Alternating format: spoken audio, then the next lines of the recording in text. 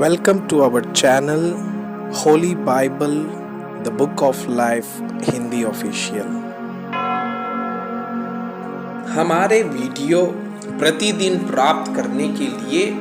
कृपया हमारे चैनल को सब्सक्राइब करें और नोटिफिकेशन आइकॉन भी दबाएं।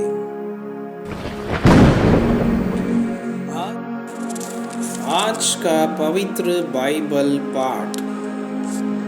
लेव्य व्यवस्था के पुस्तक अध्याय 17। लहू की पवित्रता। फिर यहोवा ने मूसा से कहा, हारून और उसके पुत्रों से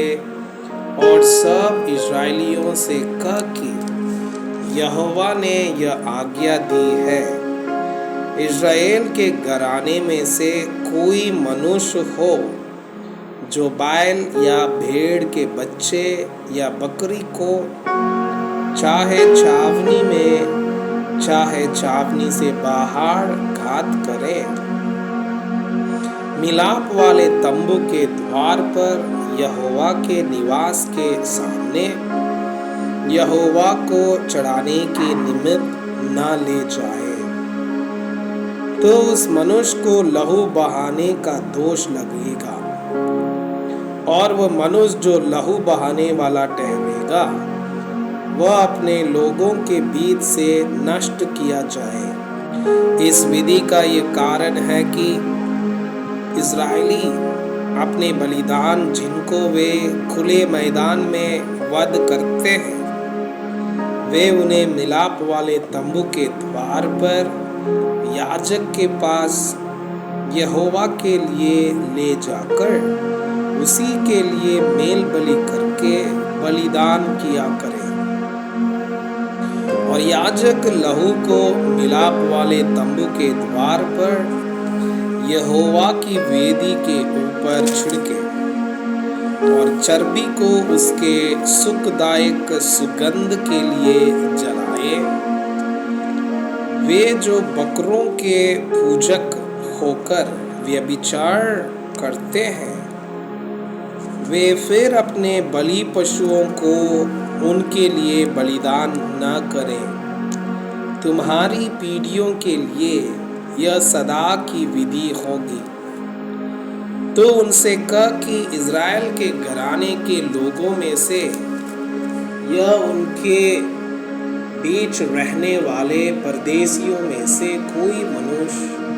क्यों न हो जो होम बलि या मेल बलि चढ़ाए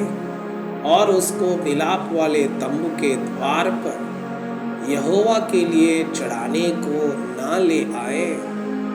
वह मनुष्य अपने लोगों में से नष्ट किया जाए। फिर इस्राएल के घराने के लोगों में से या उनके बीच रहने वाले परदेशियों में से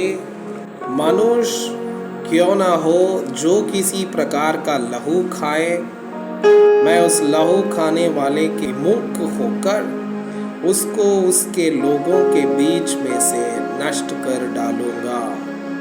क्योंकि शरीर का प्राण लहू में रहता है, और उसको मैंने तुम लोगों को वेदी पर चढ़ाने के लिए दिया है कि तुम्हारे प्राणों के लिए प्रयाचित किया जाए, क्योंकि प्राण के कारण लहू ही से प्रयाचित होता है। इस कारण मैं इस्राएलियों से कहता हूँ कि तुम में से कोई प्राणी लहू न खाए, और जो परदेशी तुम्हारे बीच रहता हो वो भी लहू कभी न खाए। इस्राएलियों में से या उनके बीच रहने वाले परदेशियों में से कोई मनुष्य क्यों न हो जो आहेर करके खाने के योग्य पशु या पक्षी को पकड़े, वो उसके लहू को उंडेल कर धूली से ढांप दे, क्योंकि शरीर का प्राण जो है वो उसका लहू ही है, जो उसके प्राण के साथ एक है। इसीलिए मैं इस्राएलियों से कहता हूँ कि किसी प्रकार के प्राणी के लहू को तुम ना खाना, क्योंकि सब प्राणियों का प्राण उनका लहू ही है। जो कोई उसको खाए वो नष्ट किया जाए, और चाहे वो देशी हो या परदेशी हो। जो कोई किसी लोथ या फाड़े हुए पशु का मांस खाए वो अपने वस्त्रों को धोकर जल से स्नान करे और सांझ तक अशुद्ध रहे, तब वो शुद्ध होगा। परंतु यदि वो उनको ना धोए और ना स्नान करे तो उसको अपने अधर्म का भार स्वयं उठाना पड़ेगा। मैं आपसे यह अनुरोध करता हूँ कि कृपया आज का बाइबल पाठ को अध्ययन करें और जिन वचनों के द्वारा आप प्रभावित हुए उसे अपने कॉपी में लिखें और आज दिन भर इस वचनों को अपने जीवन में अभ्यास करें। परमेश्वर चाहता है कि आप उनके समान सिद्ध